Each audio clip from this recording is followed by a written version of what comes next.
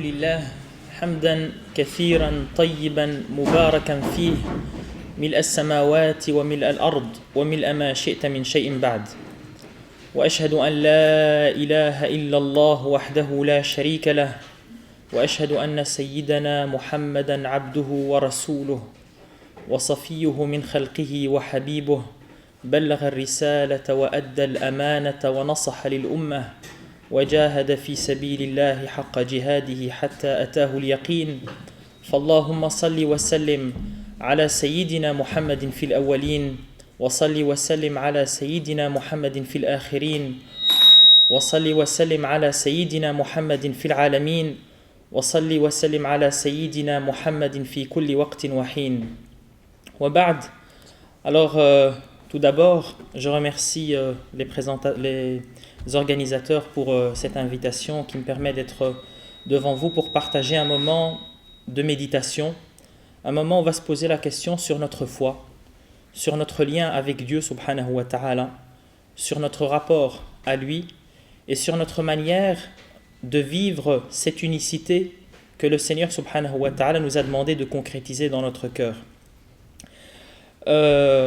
Cette thématique, elle est très très importante puisque on vit aujourd'hui à une époque où très peu de personnes étudient le fond des choses. Alors je parle bien sûr au niveau de la religion, mais cette observation, elle est générale. Et le Seigneur subhanahu wa ta'ala nous a mis en garde contre le fait de voir les choses comme ça en surface, concernant bien sûr les affaires de la religion en disant يَعْلَمُونَ ظَاهِرًا مِنَ الْحَيَاةِ الدُّنْيَا وَهُمْ عَنِ الْآخِرَةِ هُمْ غَافِلُونَ. Ils ne connaissent en réalité que ce qui apparaît dans ce bas monde et ils sont complètement distraits concernant tout le reste. Et donc pour commencer directement cette intervention, le sens de l'unicité. C'est une question, subhanallah, comme disait le prophète alayhi salatu wassalam, innahu la yassirun liman yassarahu Allahu alayh. C'est quelque chose qui peut être simple de vivre ce sentiment si précieux à partir du moment où Allah subhanahu wa ta'ala nous accorde une certaine guidance. Et pour aborder ça, pour aborder la spiritualité au niveau général, il faut absolument passer par 3 étapes ou par 3 petites introductions. La première introduction, c'est de se connaître soi. Il n'est pas possible d'adorer Dieu subhanahu wa ta'ala comme il se doit sans que l'être, sans que l'individu n'essaye de mieux se connaître. Et il existe une tradition d'ailleurs à ce niveau-là, man arafa nafsahu faqad arafa rabbah. Celui qui se connaît connaîtra Dieu subhanahu wa ta'ala. Et ça peut être le contraire, c'est-à-dire que plus on connaîtra Dieu, plus on aura d'informations sur nous-mêmes. Donc la première des choses à connaître et à comprendre pour aborder cette question qui est l'unicité de Dieu subhanahu wa ta'ala, qui demande un long cheminement. On parle beaucoup malheureusement aujourd'hui d'unicité de Dieu subhanahu wa ta'ala comme étant quelque chose qu'il faut simplement comprendre avec notre raison. Non, ce n'est pas ça. L'unicité de Dieu subhanahu wa ta'ala, c'est un long cheminement qui permet au bout de celui-ci de l'acquérir, et c'est pour cela que l'imam al-Bukhari radiyallahu tabaraka wa ta'ala anhu commence son livre par un premier chapitre qui est Al-Iman, Babul Iman, chapitre intitulé La foi. Et puis le dernier chapitre de son livre c'était Bab al-Tawhid, chapitre de l'unicité de Dieu subhanahu wa ta'ala, comme si à partir du moment où on intègre les principes de la foi jusqu'au moment où on les vit véritablement, il y a toute une vie qui peut se passer. Et puis le deuxième élément qui est très important également à connaître, c'est le moyen de cheminer vers Dieu subhanahu wa ta'ala et d'acquérir les notions. Comment est-ce qu'on peut acquérir une notion? Alors on parle souvent, on peut d'ailleurs donner à ce niveau-là toute une série d'exemples concernant simplement par exemple le pardon. Le pardon, est-ce que c'est quelque chose que nous déclarons simplement, ou est-ce que pour acquérir ce pardon, pour véritablement le vivre, eh bien, il faut évidemment un cheminement spirituel. On aura l'occasion, Inch'Allah, d'y revenir. Et puis le troisième élément, c'est de connaître Dieu, tout simplement, subhanahu wa ta'ala. Puisqu'on ne peut se rapprocher d'un être qu'à partir du moment où on a un ensemble d'informations sur lui. Alors le Coran nous donne toute une série d'informations sur Dieu subhanahu wa ta'ala qu'il nous est possible de comprendre par la raison. Notamment dans le verset célèbre que l'on appelle Al-Kursi, le trône, le verset du trône, dans lequel Allah subhanahu wa ta'ala dit Allahu la ilaha illa huwa al-hayyul qayyum. Il y a Allah, il est le seul, nulle divinité en dehors de lui, il est vivant, al-hayy, al-qayyum, etc. Donc ce verset décrit un certain nombre de caractéristiques, de qualités de Dieu subhanahu wa ta'ala qui nous est possible de comprendre, et on se rend compte que plus on chemine vers Dieu subhanahu wa ta'ala, plus ces qualités que nous lisons dans le Coran, dans la tradition du prophète alayhi salatu wassalam, laissent échapper un certain nombre de secrets qui nous poussent par après à mieux lire le Coran pour en distinguer encore plus, s'éduquer spirituellement pour en distinguer plus, jusqu'au moment justement où Allah subhanahu wa ta'ala nous permet de vivre ce sentiment qui est, cette vertu qui est tellement subtile, puisque chaque fois que l'on chemine, on se rend compte des négligences de la station que nous venons de délaisser. Et donc, on se rend compte à ce moment-là que le serviteur devient amoureux du progrès spirituel. Donc, 3 éléments sur lesquels il faut se baser, mais dans cette introduction que, Inch'Allah, nous aurons l'occasion d'établir, eh bien, nous verrons simplement les 2 premiers éléments, c'est-à-dire l'être humain, qui est-il, et le cheminement spirituel. Encore une fois, nous allons rester dans une certaine surface quand même. Alors, qu'est-ce que c'est que l'être humain ? L'être humain est une entité composée d'un certain nombre d'éléments. Alors, il y a le corps qui est constitué d'un ensemble d'éléments, et ce corps a des besoins. Deuxième élément, l'ego, an-nafs, que l'on traduit également par l'être. Et cet être également a des besoins. Et puis il y a la raison, cette faculté de pouvoir réfléchir. Également, la raison a des besoins. Le cœur, cette faculté d'aimer, al-qalb, qui a également des besoins. Et puis il y a l'âme, qui est le secret de Dieu subhanahu wa ta'ala, à propos duquel finalement nous ne connaissons que très peu de choses, de l'aveu même du Coran, وَيَسْأَلُونَكَ عَنِ الرُّوحِ قُلْ هُوَ مِنْ أَمْرِ رَبِّي وَمَا أُوتِيتُم مِّنَ الْعِلْمِ إِلَّا قَلِيلًا. Donc il t'interroge sur l'âme, dit vous n'en avez reçu que très peu d'informations, puisque justement ça fait partie des choses de Dieu subhanahu wa ta'ala.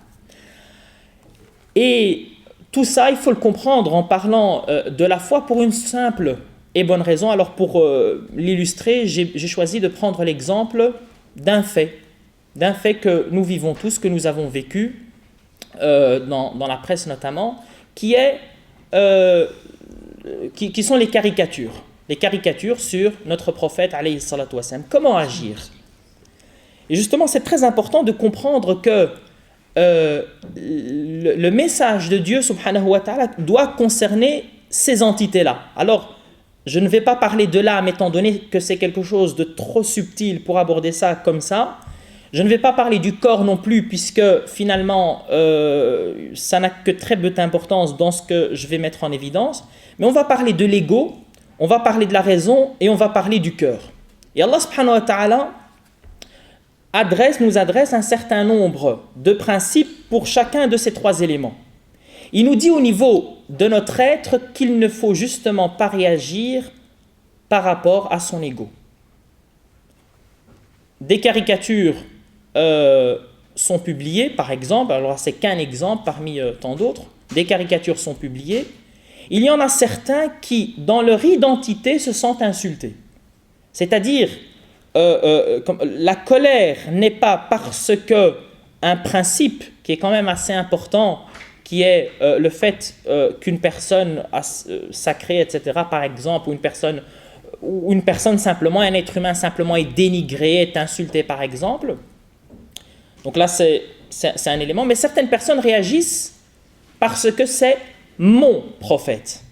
Et donc, ils prennent ça personnellement. Donc c'est une réaction personnelle. Allah subhanahu wa ta'ala nous demande justement, et c'est ce que le prophète alayhi salatu wassalam nous a démontré durant toute sa vie, que jamais il ne prenait de décision sur base de ce qu'on appelle l'infial, sur base de la réaction.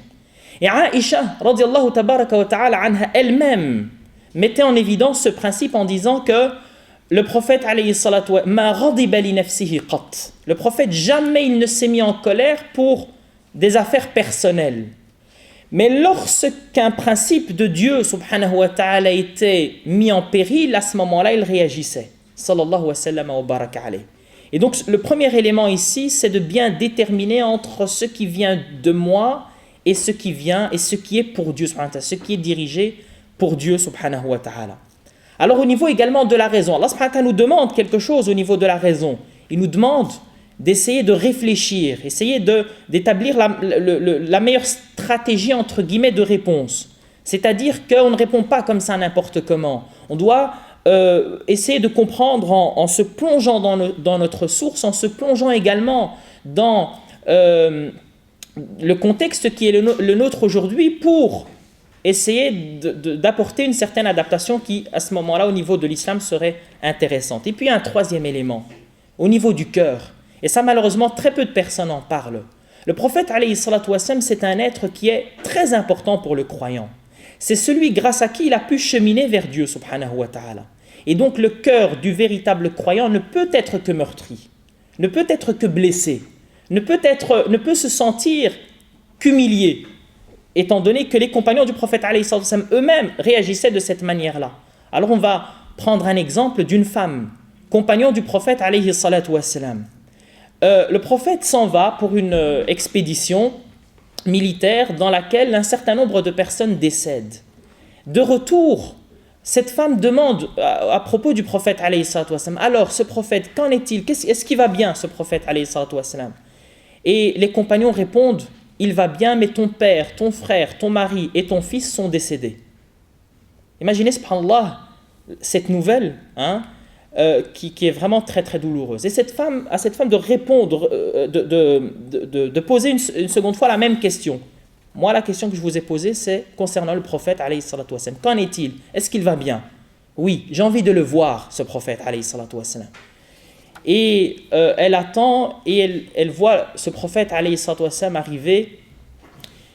Elle l'aborde en lui disant, Ya Rasulallah, la saleté qui se trouve sur ton visage me chagrine plus et plus douloureuse pour moi que la perte de mon père, de mon frère, de mon mari et de mon fils. Alors ici, subhanallah, c'est quelque chose qui peut paraître dans un premier temps comme étant extraordinaire, mais c'était le type de rapport qu'il y avait entre les compagnons du prophète alayhi salatu wassalam et ce prophète alayhi salatu wassalam. C'était un rapport vraiment très profond. Étant donné que c'est grâce à ce prophète alayhi salatu wassalam qu'Allah m'a accordé à ma vie de complètement changer. Alors bien sûr, on parle en tant que musulman. J'imagine ma vie sans l'islam. Qu'est-ce qu'elle serait? Lorsque je sais bien sûr ce que m'a apporté l'islam. L'islam m'a apporté un objectif de vie. L'islam m'a apporté l'espoir d'après la vie. L'islam m'a apporté cette possibilité pour moi de pouvoir aborder la mort sans trop de crainte. C'est-à-dire que chacun d'entre nous un jour, aussi sûr que je vous parle, quittera ce bas monde. Aussi sûr que je vous parle, chacun d'entre nous connaîtra les douleurs des instants antérieurs à la mort. Eh bien, l'islam m'a apporté justement de pouvoir aborder ces moments-là avec une certaine quiétude. Alors l'exemple de Bilal, il est vraiment frappant. Bilal ibn Rabah, compagnon du prophète alayhi salatu wassalam, juste quelques instants avant sa mort, sa femme commence à s'écrier « Ya karbata » quelle tristesse, quelle douleur. Et à Bilal de répondre Bal quli ya farhatah. Dis plutôt quelle joie. Ghadan alqa al-ahibba Muhammadan wa hizbah. Demain, je rencontrerai les bien-aimés, le prophète et les siens. Et donc ce simple sentiment de pouvoir aborder les choses de cette manière-là, c'est un don, c'est un cadeau qui nous a été accordé grâce au prophète alayhi salatu wassalam. Alors en tant que musulmans également, on se rend compte que c'est grâce au prophète alayhi salatu wassalam qu'il sera possible pour nous de bénéficier de l'intercession. Intercession, ça signifie quoi? Ça signifie que vous avez commis un certain nombre de péchés qui peuvent vous pousser dans les flammes de l'enfer, et le prophète se présente devant Dieu subhanahu wa ta'ala pour dire: ô Seigneur, il s'agit de ma communauté, permets-leur d'entrer au paradis. Et à Dieu subhanahu wa ta'ala de répondre à cet appel du prophète alayhi afdalus salati wa salam. Et donc les constituants de l'être humain, on les verra Inch'Allah au fur et à mesure, c'est l'être, l'ego, c'est la raison, c'est également le cœur, et l'éducation spirituelle doit se faire, doit se faire selon un certain mode, comme nous l'expliquerons Inch'Allah, mais doit concerner ces trois éléments. Et puis, le cheminement spirituel, comment est-ce qu'il se fait? On a parlé de l'être humain. Le cheminement spirituel, comment est-ce qu'il se fait? Il se fait en 3 étapes. Tout cheminement spirituel, et on voit dans les stations de l'islam que vous avez dû sûrement beaucoup entendre, Al-Islam, Al-Iman, Al-Ihsan. Al-Islam qui est la soumission simplement apparente. C'est une première étape qui est très très importante, mais ce n'est qu'une première étape. Il y a une deuxième étape, et cette deuxième étape, c'est d'essayer de transformer cette soumission apparente qui apporte la paix, puisque l'islam vient de ces 2 termes-là. L'islam, ça vient de soumission à l'istislam, et ça vient également de as-salam, qui est la paix. D'accord, ces 2 éléments-là. Donc la soumission à Dieu subhanahu wa ta'ala qui peut apporter la paix, ça c'est une première étape, mais il y a une deuxième étape, et cette deuxième étape, c'est de transformer cette soumission en conviction. C'est-à-dire que je n'adore pas Allah subhanahu wa ta'ala parce qu'il me demande simplement de l'adorer. J'adore Dieu subhanahu wa ta'ala parce que je sais que l'adoration de Dieu, c'est le meilleur moyen de réaliser le bonheur sur terre simplement. Donc Allah subhanahu wa ta'ala, la raison pour laquelle il nous a créés, ce n'est pas pour lui, ce n'est pas pour le servir lui, il nous a créés pour notre bonheur à nous. Et puis il y a une troisième étape qui est l'étape de Al-Ihsan. Et cette étape, elle est également très très importante, et elle est très subtile, très profonde. Et cette troisième étape, c'est de transformer cette conviction, qui est d'ailleurs simplement intellectuelle au départ, de la transformer en quelque chose que je vais pouvoir vivre. Et donc, mon adoration va, comment dire ça? Mon adoration va produire des vertus au niveau de ma spiritualité. Et bien sûr, l'exemple qu'on a donné concernant ces 3 étapes dans le célèbre hadith de Gabriel, c'est bien sûr parlant, l'islam, l'iman, l'ihsan, mais il n'y a pas que ça, il y a vraiment, si on devait prendre les versets qui mettaient en évidence ce cheminement de cette manière-là, eh bien il y en aurait énormément. Alors on va prendre l'un de ces exemples-là. Allah subhanahu wa ta'ala dit: Laysa 'ala alladhina amanu wa 'amilu s-salihati junah fima ta'imu idha ma ittaqaw wa amanu wa 'amilu s-salihat thumma ittaqaw wa amanu thumma ittaqaw wa ahsanu wallahu yuhibbul muhsinin. Donc Allah subhanahu wa ta'ala dit la chose suivante, parlant des personnes qui sont décédées après avoir ingurgité à un certain moment donné un aliment, donc c'était en fait de l'alcool. Mais c'était un type de breuvage qui n'était pas fait à partir de raisin, puisque l'alcool qui est fait à partir de raisin a été interdit par le prophète alayhi salatu wassalam avant, d'accord, ou plutôt les compagnons ont pu comprendre que certains types d'alcool, je vais dire ça plutôt comme ça, les compagnons à un certain moment donné ont pu comprendre que, par erreur, que certains types d'alcool n'étaient pas interdits. Donc ce qui était interdit, c'était simplement ce qui était fait à partir de raisin. Et puis le prophète, évidemment, alayhi salatu wassalam, a explicité les choses par après. Mais donc, certains compagnons sont décédés. Et leur cas était présenté au prophète alayhi salatu wassalam.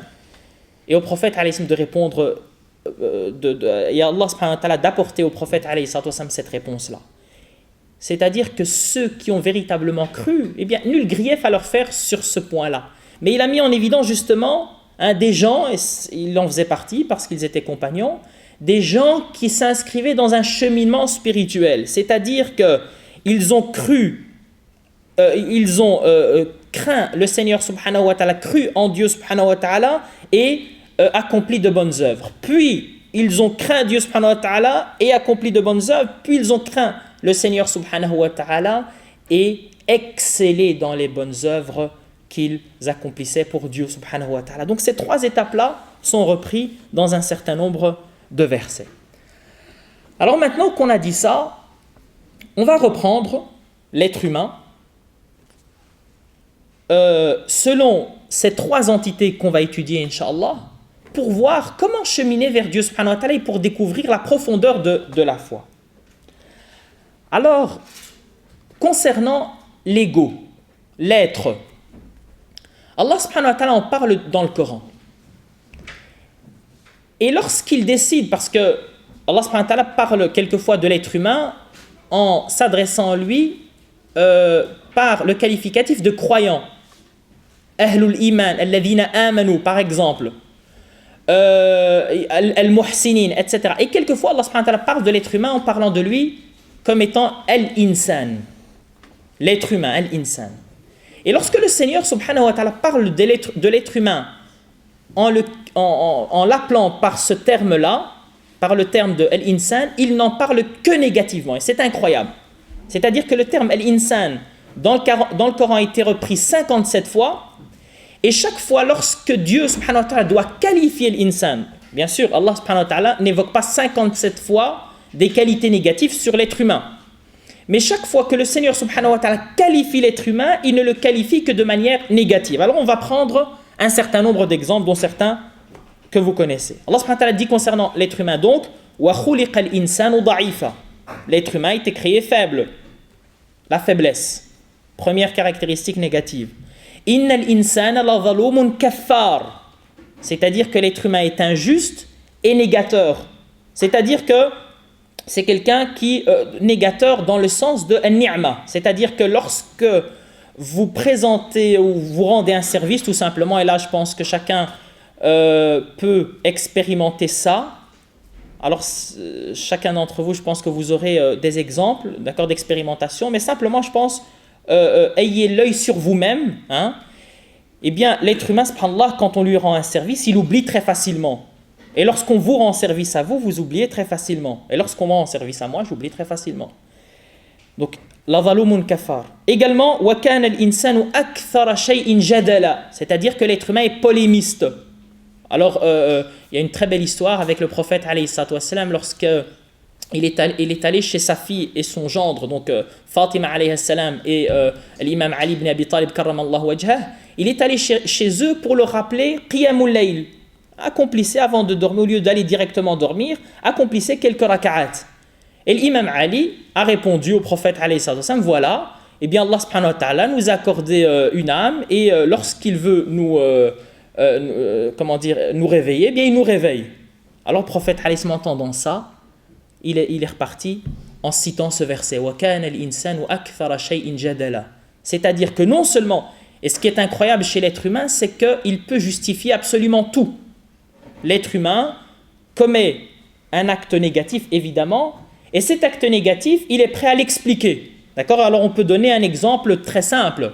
On voit aujourd'hui, malheureusement, des gens qui, au nom de l'islam, insultent les autres simplement parce qu'ils font partie, par exemple, d'une autre tendance. Ok ?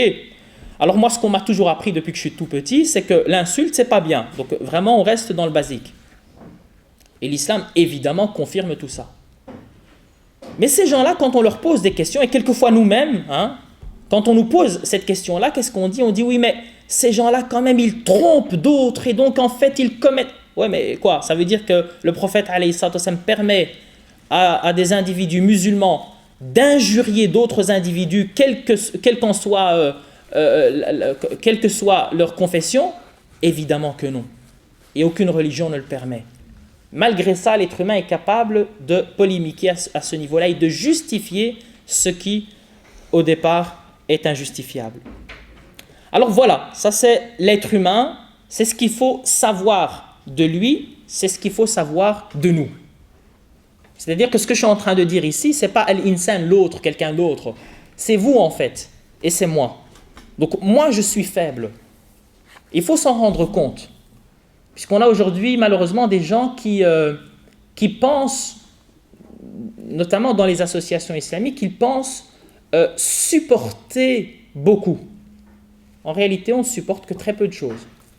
Ils pensent, ces gens-là également, et nous, on pense que nous sommes, lorsqu'un service nous est rendu, que nous sommes des gens qui nous rappelons... Non, pas du tout, subhanallah. Et ça, il faut le savoir de l'être humain, tant qu'il n'est pas éduqué, tant qu'il n'a pas réalisé les notions spirituelles dont nous allons parler, Inch'Allah.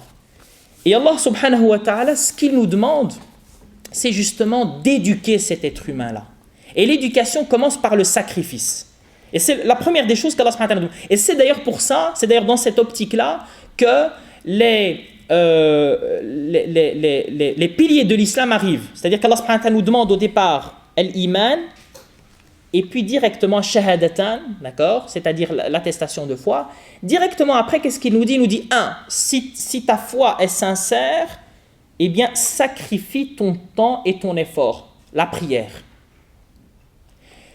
Et puis après ça, Allah subhanahu wa ta'ala nous dit autre chose. Il nous dit, si tu es sincère dans ta foi, sacrifie tes biens. Donne-en une part simplement aux pauvres. Si tu es sincère, etc., etc. Et la vie du musulman, dans un premier temps, est une vie de sacrifice. Il doit sacrifier. Alors au départ, c'est très difficile d'accomplir la prière, de donner une part de nos biens aux pauvres, etc. Mais c'est un moyen justement pour nous purifier, pour nous permettre de vivre ce qui viendra par après. Alors on va prendre l'exemple maintenant, la conséquence, qui est la troisième partie, qui est l'ihsan. On va prendre la troisième partie et simplement pour en donner un exemple qui est celui de Omar ibn al-Khattab radiyallahu tabaraka wa ta'ala anhu. Omar ibn al-Khattab avant l'islam, alcoolique, impitoyable, ne connaissant pas la pitié, etc., etc. Donc c'était vraiment quelqu'un qui était très très très très difficile à épurer, donc dont l'âme et l'ego étaient vraiment surdimensionnés d'ailleurs. Hein, c'est-à-dire qu'il voilà, il fallait le connaître, quoi, Omar ibn Khattab à ce niveau-là. Et on se rend compte que le prophète alayhi salatu wassalam l'a mis à l'épreuve par l'intermédiaire du prophète alayhi salatu wassalam. Omar a été mis à l'épreuve et à chaque fois, hein, Allah subhanahu wa ta'ala lui a demandé d'accomplir telle action, de ne pas faire telle chose, etc. La première des choses, hein, il se convertit à l'islam et se rend compte que les musulmans se cachent, sont dans la clandestinité, puisque le fait de déclarer cette foi allait entraîner sur eux une foudre de la part des gens de Quraysh. Et il dit au prophète alayhi salam, ya Rasulallah, pourquoi est-ce qu'on se cache? Pourquoi? Lui qui a l'ego surdimensionné, qui n'a peur de rien, etc. Le prophète alayhi salam lui rappelle un élément qui est très très important. Il lui dit, c'est comme ça que Dieu subhanahu wa ta'ala nous a demandé d'agir. Soumets-toi. Sacrifie un petit peu de ton ego. Et puis quelques temps après, Allah subhanahu wa ta'ala permet aux croyants de pouvoir déclarer leur foi après la conversion de Omar ibn al-Khattab radiyallahu tabaraka wa ta'ala. Qu'est-ce que ça a amené tout ça? Ça a amené que Omar ibn al-Khattab radiyallahu tabaraka wa ta'ala anhu a commencé à développer une certaine conscience, une certaine intelligence. Et c'est ce qu'on demande, c'est-à-dire que plus de foi éduquée évidemment, donc une foi qui est éduquée, transforme la conscience de l'individu et le mène à se poser un certain nombre de questions. Et c'est ce qu'on demande aujourd'hui. C'est-à-dire que aujourd'hui, malheureusement, l'islam est quelquefois humilié, dénigré, etc. Le prophète alayhi salatu wassalam répondait à tout ça, mais répondait comment? Il répondait de la manière dont Dieu subhanahu wa ta'ala lui a demandé de répondre. Comment est-ce que le prophète répondait? Il répondait par le pardon. Alayhi salatu wassalam. Donc vous connaissez à ce niveau-là toute une série d'histoires dans lesquelles le prophète alayhi salam est insulté et le prophète alayhi salam pardonnait. Le prophète alayhi salam est dénigré et le prophète alayhi salam pardonnait.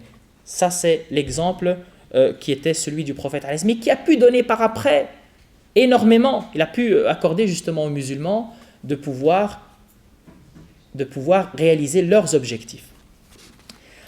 Alors, ça c'est concernant l'être. Alors, concernant maintenant la raison, qu'est-ce qu'Allah subhanahu wa ta'ala nous demande au niveau de la raison? Il nous demande d'épouser le message de Dieu subhanahu wa ta'ala. C'est-à-dire que nos conceptions doivent être islamisées. Qu'est-ce que je veux dire par là? Je veux dire que on doit pouvoir distinguer le bien et le mal, mais le bien, c'est ce qui a été jugé par Dieu subhanahu wa ta'ala comme étant bien, et le mal, c'est ce qui a été jugé par Allah subhanahu wa ta'ala comme étant mal. Le bien, ce n'est pas ce que moi je considère comme étant bien, et ce n'est pas ce que je distingue comme étant quelque chose de mauvais. Et on voit dans la vie du prophète alayhi salatu wassalam, notamment au cours de Ghazwat al-Hudaybiyah, ce prophète alayhi salatu wassalam qui il veut la paix, sallallahu alayhi wa sallam. Il subissait la guerre. D'ailleurs, la plupart des batailles des Ghazawat, c'était à Médine ou alentour de Médine. C'est-à-dire que le prophète n'est jamais allé attaquer à la Mecque, par exemple, alayhi salatu wa sallam. Et le prophète n'a jamais attaqué en dehors de son territoire. C'est-à-dire que il se défendait, sallallahu alayhi wa sallam. On venait le chercher, sallallahu wa sallam wa baraka alayhi. Et donc, il se défendait, sallallahu wa sallam wa baraka alayhi. Et donc lui, il était amoureux de la paix alayhi salatu wassalam. Il va à la Mecque pour pouvoir simplement pratiquer une umrah. On le lui refuse, mais on lui propose de revenir l'année prochaine et de signer un contrat de non-agression. Ok. Et dans ce contrat de non-agression, les clauses sont injustes. C'est-à-dire que si on devait penser selon notre logique, on dirait, mais ce sont des clauses injustes. Celui qui fuit les dignitaires de la Mecque, en se convertissant à l'islam, le prophète doit le rendre. Je ne sais pas moi, c'est une clause qui est insupportable. Et celui parmi vous qui fuit votre religion et qui vient vers nous, on ne le rend pas. Eh bien, subhanallah. Et puis, cette année, non, repartez cette année, vous n'entrez pas cette année, etc. Donc, un ensemble de clauses, mais qui sont insupportables. Et je défie toute personne, aussi illuminée soit-il, subhanallah, à ce moment-là, de considérer que l'accord qu'il y a eu était un accord qui était d'une manière ou d'une autre intéressant. Et d'ailleurs, Omar ibn Khattab radiyallahu anhu se révolte. Il dit non, c'est pas comme ça. Il ne va pas lui dire ça comme ça. Il va chez le prophète alayhi salatu wassalam et lui dit ya Rasulallah, est-ce que nous ne sommes pas sur la vérité? Pourquoi est-ce qu'on accepte ce genre de clause? Nous ne sommes sur la vérité. Et au prophète de lui dire oui, nous sommes sur la vérité, mais c'est ce que Allah subhanahu wa ta'ala nous a demandé. Quelques années par après, lorsque le verset de Al-Fath, après que le verset de Al-Fath ait été révélé, Inna fatahna laka fathan, nous t'avons permis une conquête importante, les compagnons se sont rendus compte que la conquête, ce n'était pas lorsque les musulmans sont entrés à la Mecque. Ce n'était pas là le moment de la conquête, le moment de la victoire. La victoire, c'était ce pacte que le prophète alayhi salam avait eu avec les dignitaires de la Mecque, qui a permis quelques années de répit et de non-agression, qui a multiplié par 10 le nombre de conversions. Les musulmans, ils étaient 1000, l'année d'après, ils étaient 10 000. Et ça, c'est quelque chose que nous pouvons comprendre justement par par le fait d'épouser ce message du prophète alayhi afdalus salati wa salam. Et comment arriver à ça?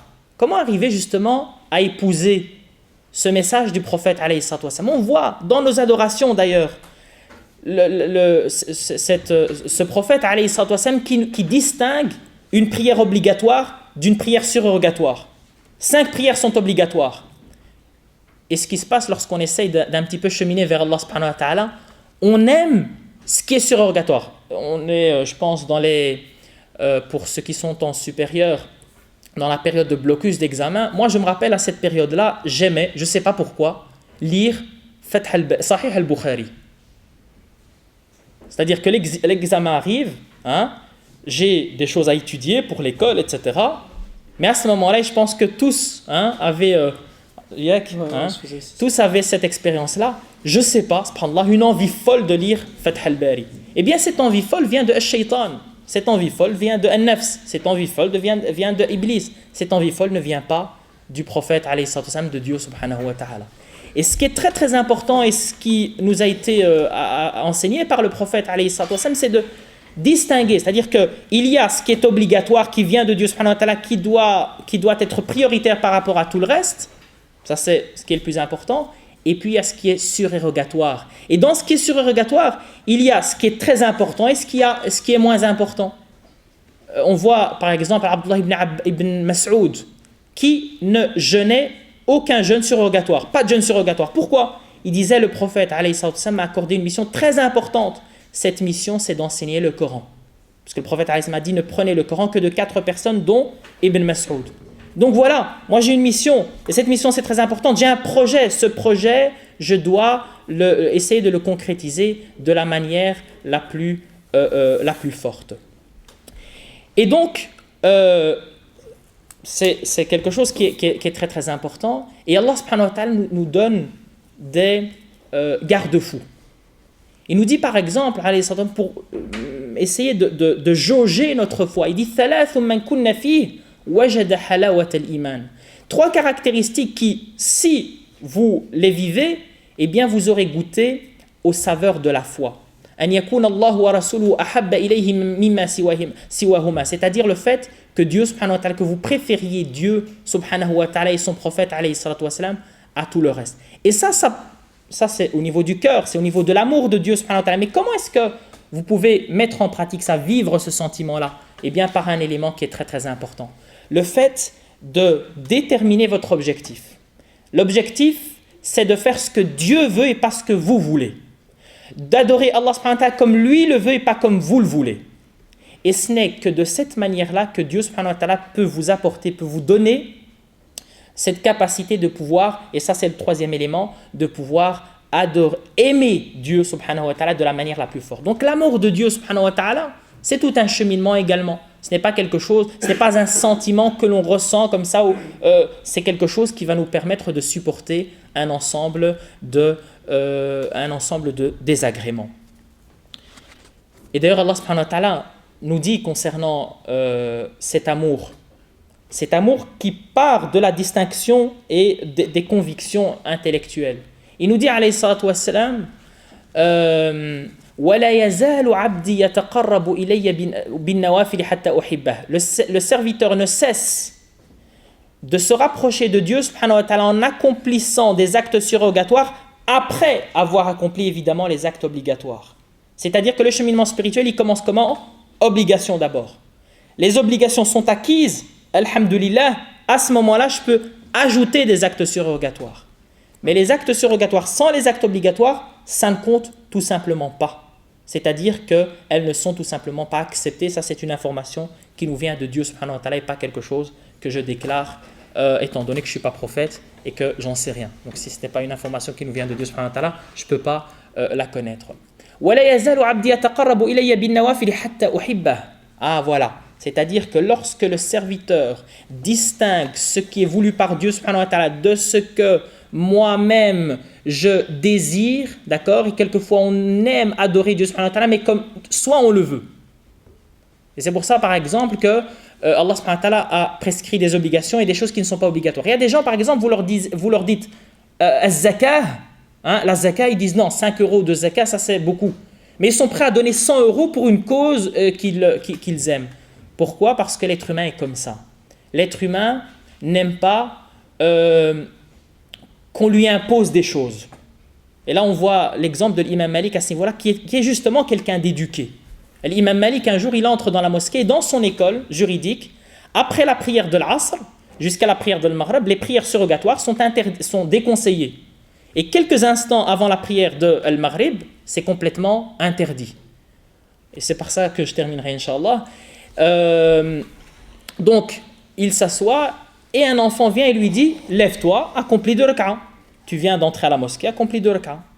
Alors que dans son école, non, on arrive à ce moment-là, on arrive et on s'assoit simplement. Bien sûr, il y a des divergences, mais c'est l'école malikite.